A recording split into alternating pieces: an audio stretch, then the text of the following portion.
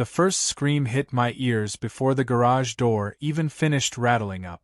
"He's stealing my rolls. Call 911 right now." My Saturday morning coffee sloshed onto the floor as I stood frozen in the middle of my driveway, staring at the gleaming white Rolls-Royce that was half blocking my garage. The absurdity of the accusation would have been funny if not for the fact that the woman yelling was Marla, our HOA president, neighborhood gossip engine, and self-declared guardian of community standards. She was pointing straight at me as though I had just driven her luxury car onto my property and chained it down like some cartoon villain in a repo show. For context, the car was hers, yes, but I hadn't touched it. She had parked it across my driveway the night before, claiming her garage was too humid for delicate leather interiors. That meant my own truck had spent the night parked down the street. I had gone out early that morning to pull in some tools, and the simple act of opening my garage had set off what looked like a full Broadway performance. Marla's voice was shrill, manic, bouncing off every stucco wall within 50 yards. The door fully opened, revealing the thing that started this mess, a red hydraulic dolly I had rented for the weekend. It was leaning casually against the wall where I'd left it after moving a lawnmower.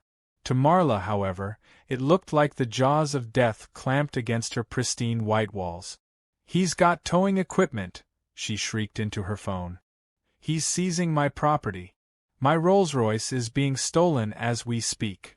My neighbors began trickling out of their houses like prairie dogs poking their heads up after a storm. I caught the eye of Tom from across the cul-de-sac, who raised an eyebrow, then mouthed, "Seriously?" I gave a tiny shrug that said, "Welcome to my weekend." Marla paced in tiny circles, waving her free hand like an air traffic controller. I tried to reason with her, calmly, because losing my temper in front of half the HOA was exactly what she wanted. "Marla," I said, keeping my voice level, "your car is fine. Nobody touched it. The dolly isn't even near your tire. You're parked across my driveway, which, by the way, is a violation of your own parking bylaws." She ignored me, still yelling into the phone about Grand Theft Auto in progress. I leaned against the garage door frame, sipping what was left of my coffee, and waited. No point trying to reason with a woman who thought yelling louder created truth. Within 7 minutes, 2 squad cars rolled up, lights flashing. If you've never experienced the humiliation of police officers pulling up to your home while your HOA president accuses you of carjacking her luxury vehicle, I recommend it. It's like being accused of masterminding a bank heist because you own a piggy bank. The officers stepped out, clearly already tired. They scanned the scene. 1 shiny Rolls, 1 middle-aged woman waving her arms, 1 man in sweatpants holding a coffee mug. "Sir," the taller officer asked me, "did you attempt to tow or otherwise seize this woman's vehicle?" I gestured toward the car with the slow flourish of a man presenting a stage prop. "No, officer. As you can see, the vehicle is intact, unchained, unmolested, and currently blocking my legal access to my own garage. The only crime here is against basic geometry." Tom snorted loudly from across the street. Marla gasped like I had just slapped her with a glove. "You see? He admits it. He says the word geometry, but what he means is mechanic. This is theft. He has a dolly in his garage, look at it. Look at the tools." The shorter officer walked closer, peered into my garage, and spotted the dolly. "That yours?" "Rented it," I replied. "For moving a lawnmower. Not her car. I have no interest in her Rolls. I can barely afford the oil changes on my truck." The officer gave me a long look, then turned to Marla. "Ma'am, your vehicle is parked on his property. You're the one technically trespassing here." Her face contorted into something between disbelief and rage. "That is not possible. I reserved this space. As HOA president, I have rights."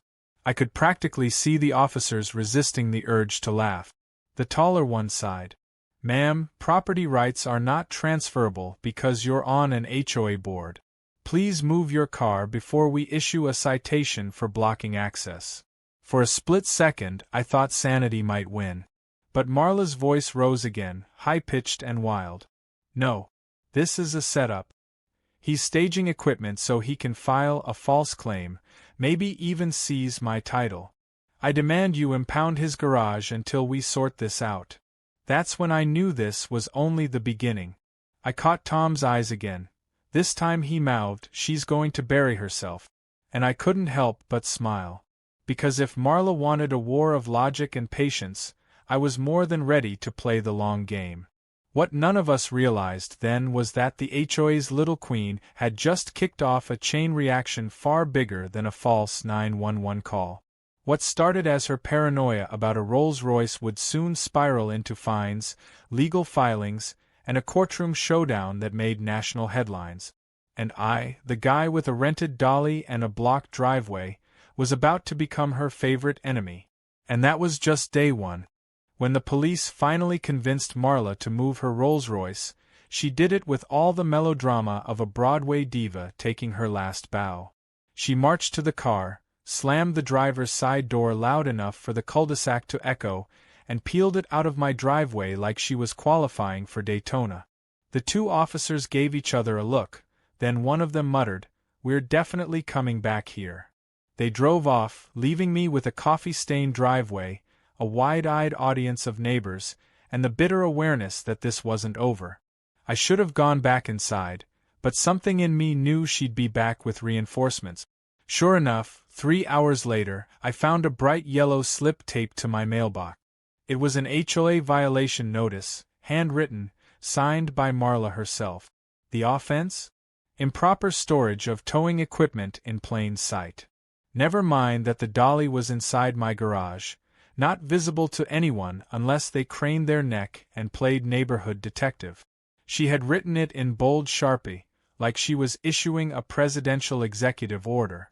I carried the slip inside and tacked it to my fridge like a kid's drawing. It was proof, paper evidence of her paranoia. I knew if I kept collecting these little gems, they'd form the spine of something bigger. The trick was patience. The next morning, I left for work to find her Rolls parked diagonally across her own driveway, half blocking the street. On her windshield was another slip, but this one wasn't from her. It was an official citation from the city, slapped there sometime after last night's drama. Tom was already outside watering his lawn, and he smirked at me. "Guess the cops weren't kidding," he said. "They'll be back." I gave a little wave, trying not to look too pleased. Because as much as I wanted to cheer, I knew Marla would treat this not as a warning but as an invitation to escalate. By Friday, my prediction came true. I got home from work to find 2 SUVs in front of my house, code enforcement. Marla was in full performance mode, guiding the officers like a tour guide through a museum of imaginary crimes. She pointed to my driveway, to my garage, to the dolly still sitting inside. "This man is operating an unlicensed towing business," she declared. "He tried to seize my Rolls-Royce, and he will do it again unless the city takes action. This neighborhood must be protected." The officer leading the inspection gave me the kind of look reserved for exhausted schoolteachers. "Sir, is this true?" "No," I said calmly, handing him my rental receipt for the dolly. "I rented this for yard equipment. I've used it once. It goes back tomorrow. I have no towing business, licensed or otherwise. I'm a project manager at an insurance company. My wildest heist is convincing my team to finish reports on time." One of the officers chuckled at that, but Marla's eyes blazed. "You're mocking me. You're mocking the entire board. Do you think you can just laugh at authority?" I sipped from a bottle of water, deliberately unruffled. "No, Marla. I just think authority should have a grasp on reality." That earned me a sharp intake of breath from her, the kind villains in movies use right before they plot murder. The officers, however, wrote nothing up. They told her, politely but firmly, that without evidence there was nothing to pursue. They advised her, again, to avoid blocking driveways and to contact the city if she truly believed criminal activity was taking place. Then they left. And that's when Marla crossed a line I hadn't anticipated. 2 nights later, around midnight, I heard metal clanging outside. I peered through my blinds to see her crouched by my garage with a flashlight, taking photos. At first I thought she was just documenting. Then I realized she was tampering. I opened the garage door remotely from my phone, and the sudden rumble sent her scrambling like a raccoon caught in headlights. She dropped her flashlight and bolted toward her house, barefoot, bathrobe flapping. I picked up the flashlight and tucked it into my toolbox. Evidence, I thought again. Always evidence. The next morning, sure enough, there was another HOA violation taped to my door. Unauthorized nocturnal equipment use. I actually laughed out loud. She'd accused me of opening my garage at night, as if garages had curfews. That slip joined its friends on the fridge. But she wasn't just waging war with paper. She started making rounds in the neighborhood, whispering to anyone who would listen.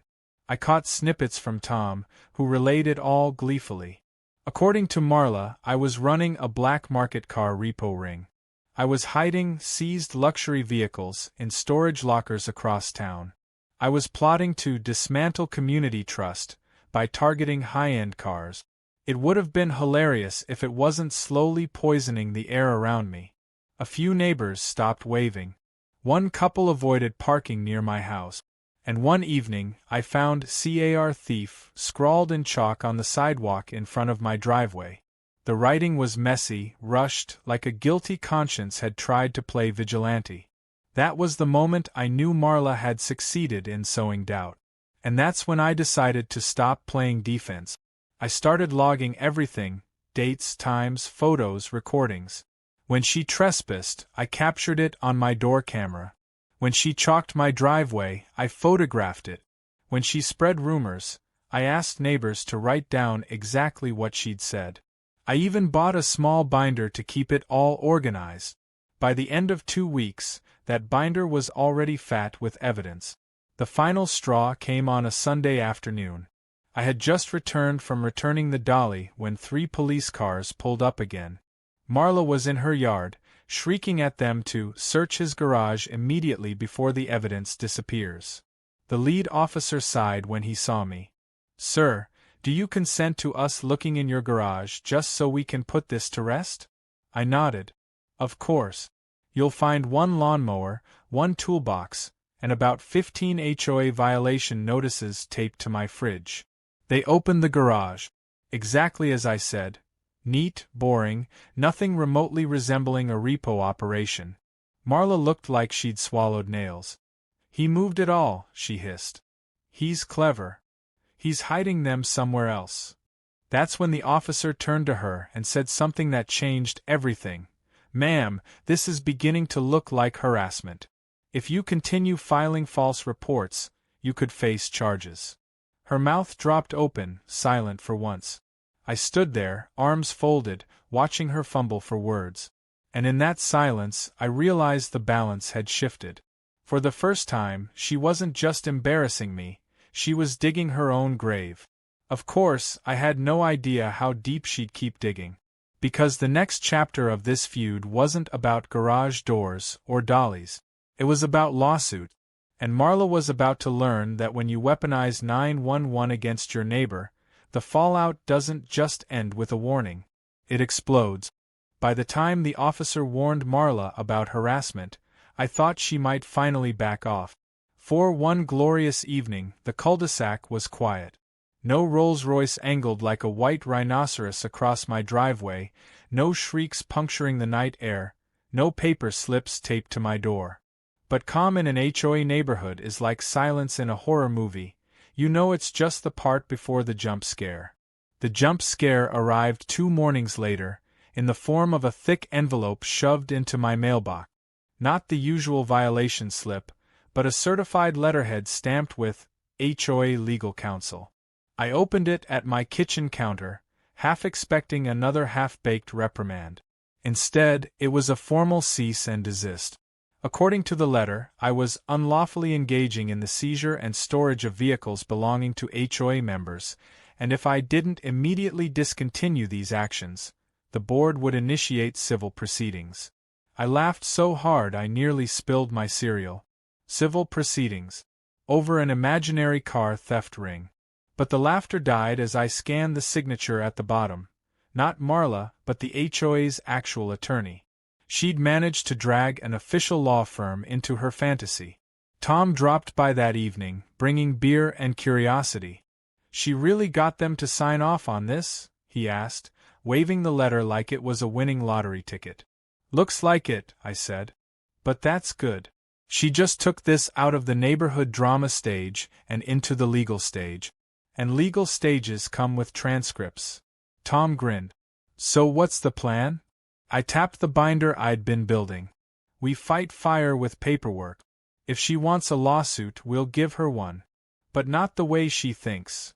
That night, I called a lawyer of my own. A friend from college, now a sharp, no-nonsense litigator who specialized in property dispute. I told her everything. The false 911 call, the trespassing, the chalk graffiti, the violation slips, the harassment letter. She was silent for a long moment, then said, "You've been documenting all this, right? Every absurd detail." "Good," she said. "Because this isn't just harassment. This is defamation. And if she's weaponizing the HOA against you, we can turn that back on her." The next week, I watched with quiet amusement as the drama ballooned. Marla paraded around the neighborhood telling anyone within earshot that I'd soon be hauled into court for grand theft. She even passed out flyers. Yes, actual photocopied flyers, warning neighbors to lock up their luxury vehicles before the local thief strikes again. The flyer had a grainy photo of me, taken from my Facebook, looking like I'd just sneezed. The thing about lies, though, is that they grow too big to contain. Her flyers found their way to people outside the HOA. A colleague at work texted me a picture of one, captioned, "Dude, are you moonlighting as Vin Diesel?" I stayed calm. Sarcasm was my armor. To every joke at the office I'd reply, "Yeah, just stole a Prius last night, watch your driveways." But inside I was counting the damage. Reputation was no laughing matter, and Marla had crossed into territory that my lawyer assured me would look very bad in front of a judge. The official lawsuit came 2 weeks later. The HOA filed it against me, demanding fines and damages for operating an unlicensed vehicle impound business. My lawyer nearly doubled over laughing when I handed it to her. "This is the weakest case I've seen in years," she said. "But the beauty is, once we countersue, their board will wish they never touched it." That was the first twist. She thought she was dragging me into court, but she'd actually handed me the keys to drag her. The second twist came when discovery started. The HOA attorney requested evidence of my alleged towing business. I turned over my binder. Photos of Marla trespassing. Video of her shrieking at the cops. Chalk graffiti. Copies of every violation slip. Even the flashlight she dropped by my garage at midnight. When my lawyer stacked it all on the table, the pile looked less like evidence of theft and more like a psychological profile of a neighborhood dictator unraveling in real time. Tom came with me to the first pretrial hearing for moral support. He sat in the gallery, trying not to laugh as Marla strutted into the courtroom in a white suit that matched her rolls, her chin tilted like she was walking a runway. She launched into a dramatic speech about community safety and protecting luxury property values, ignoring the judge's repeated reminders to stick to fact. Then my lawyer calmly slid our binder across the table. The judge flipped through it page by page. After the third photo of Marla on my driveway at 2 a.m., flashlight in hand, he rubbed his temples. "Ms. Ferguson," he said, "this looks less like theft and more like harassment." The courtroom chuckled.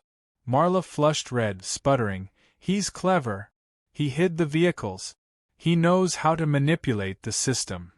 The judge's eyebrow shot up. "And your proof?" Her silence was the loudest sound in the room.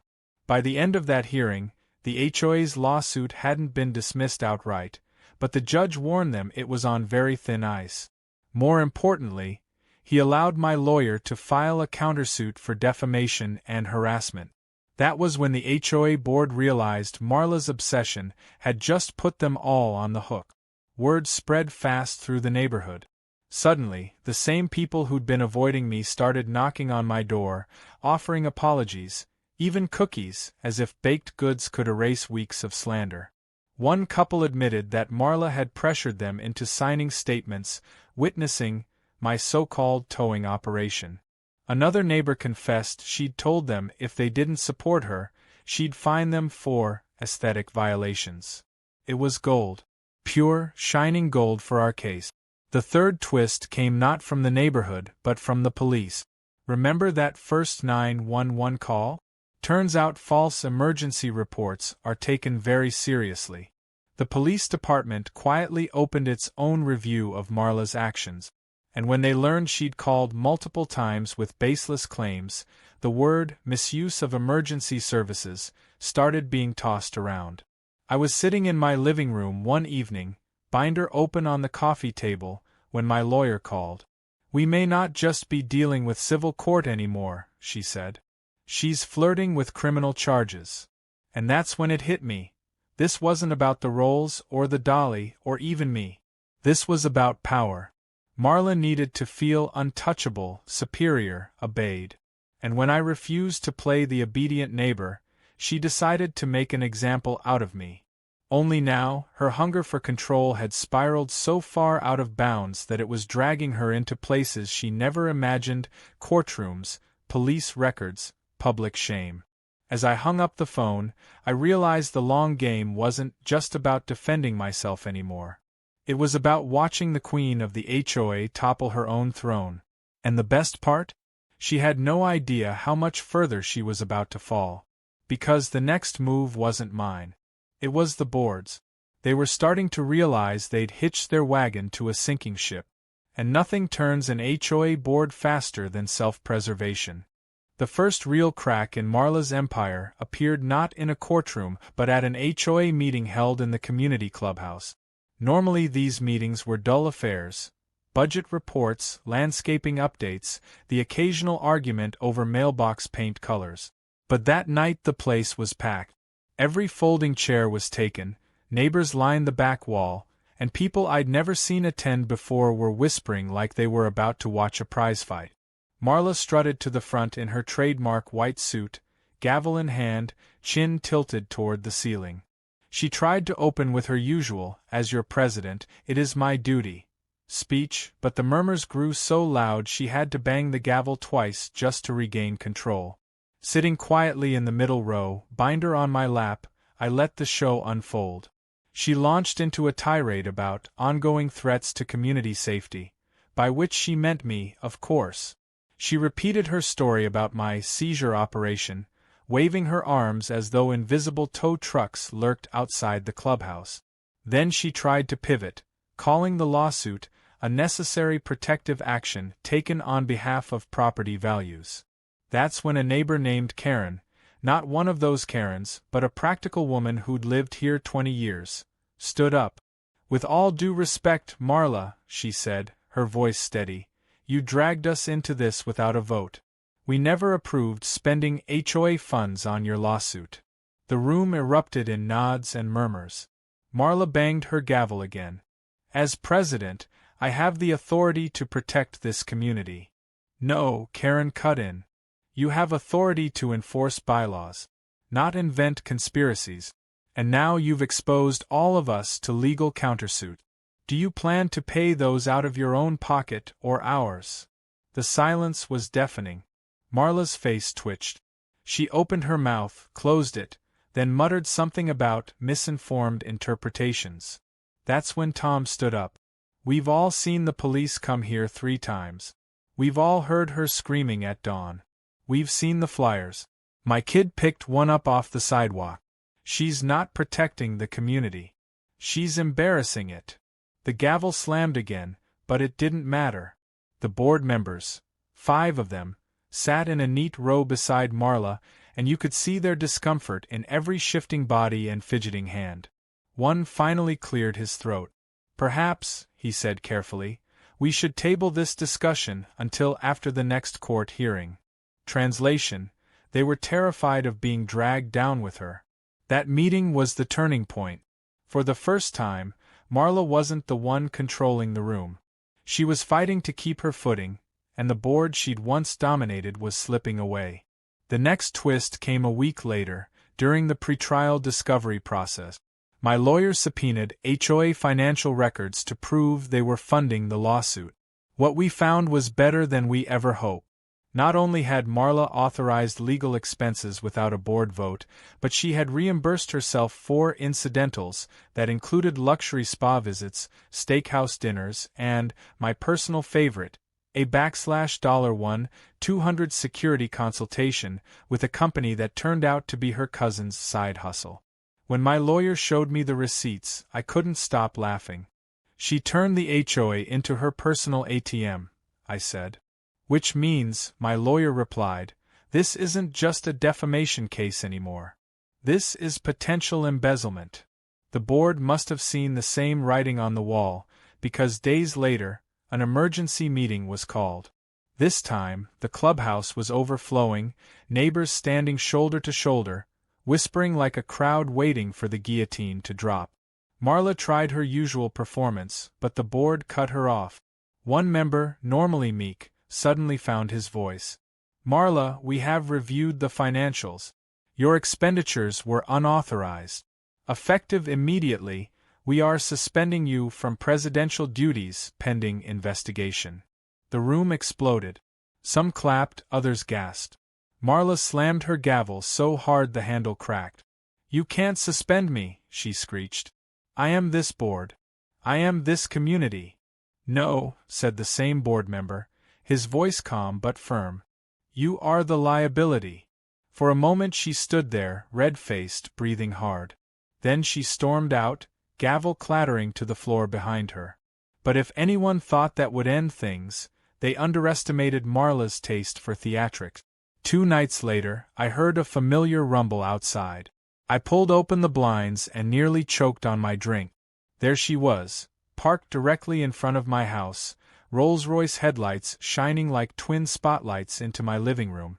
She sat behind the wheel in her white suit, motionless, like a statue daring me to react. I didn't take the bait. Instead, I stepped outside, phone in hand, camera rolling. Evening, Marla, I said casually. Enjoying the view? She rolled down the window. You think you've won. But this is just the beginning. You don't know who you're dealing with. Oh, I think I do, I said. And so does the entire board. And the police. And soon, a judge. Her face twisted, a mix of rage and desperation. She revved the engine, peeled away, and I caught the whole thing on video. More evidence. Always more evidence. The following week brought another twist. A letter arrived in every neighbor's mailbox, this one not from Marla but from the board. It was an apology. They admitted the lawsuit had been filed without proper procedure, announced they were cooperating with auditors to review financial records, and assured residents that individual misconduct would not be tolerated. That letter was the equivalent of cutting the anchor rope. Marla was drifting, isolated, exposed. But isolation only made her more dangerous. A few days later, while I was mowing my lawn, I noticed her rolls creeping slowly past my house.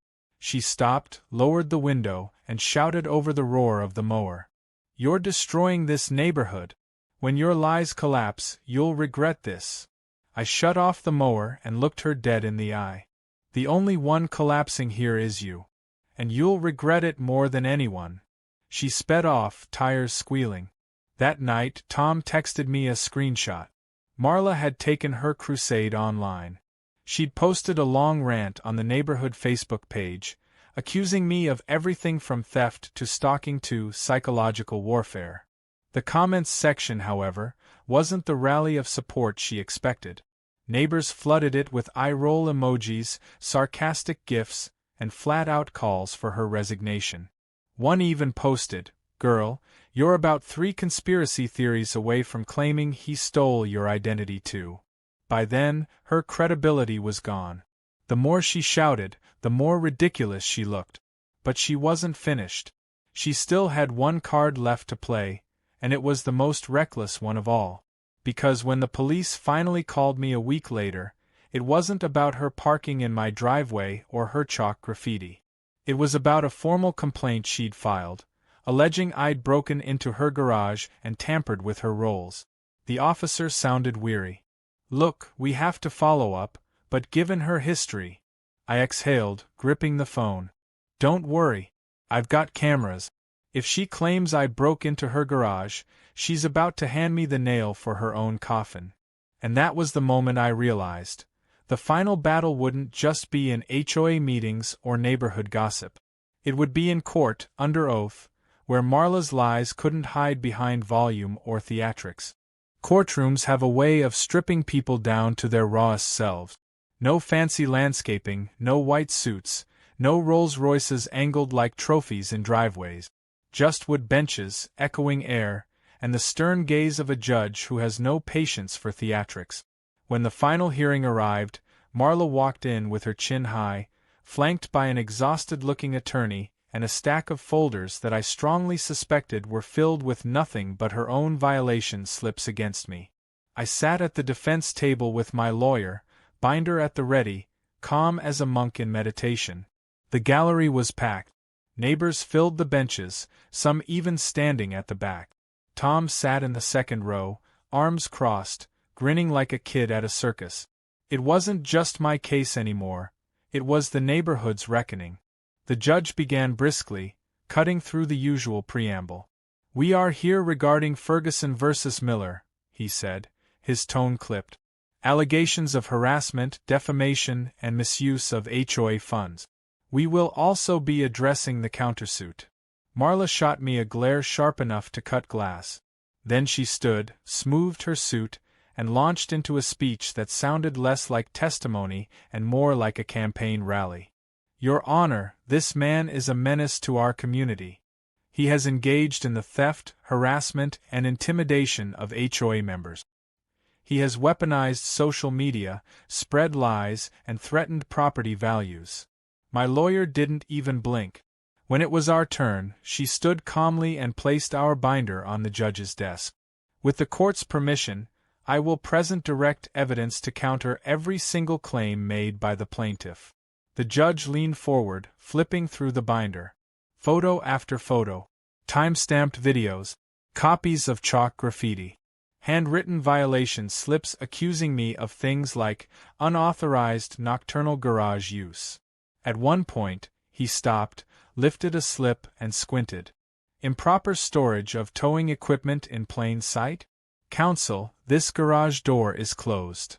"That is correct, Your Honor," my lawyer said smoothly. "My client's property was never in violation. This was part of a pattern of harassment." The courtroom chuckled. Marla's attorney pinched the bridge of his nose. Then came the piece de resistance, the police reports. Every 911 call she'd made. Every officer's note, stating no evidence of theft, or complainant appears agitated. When the judge read aloud the line, "This is beginning to look like harassment," from one officer's report, you could hear the collective inhale of the entire room. Marla leapt to her feet. That officer was biased. They were all biased. "He's clever, Your Honor, he hides the vehicles." The judge rapped his gavel once. "Ms. Ferguson, unless you can produce evidence of these so-called hidden vehicles, I suggest you refrain from speculation." She sat down, shaking, her cheeks crimson. Next, my lawyer presented the HOA's financial records. The steakhouse dinners, the spa visits, the cousin's so-called security consultation. The judge's eyebrows rose higher with each receipt. "And these expenses were reimbursed from HOA funds?" he asked. "Yes, Your Honor," my lawyer confirmed. "Without board approval. The funds were used to support personal luxury rather than community needs." The board members, seated together in the gallery, looked like children caught sneaking cookies. They avoided Marla's glare, their allegiance shattered. By the time my lawyer finished, the case against me looked like a sandcastle at high tide. The judge called a recess. When we reconvened, he wasted no time. "It is the court's finding," he said, his voice firm, "that the claims against Mr. Miller are unsubstantiated and were pursued in bad faith. The countersuit for harassment and defamation will proceed. Furthermore, the evidence of misuse of HOA funds will be referred to the appropriate authorities for further investigation. Gasps echoed through the room. Tom grinned so wide he looked like his face might split. Marla erupted.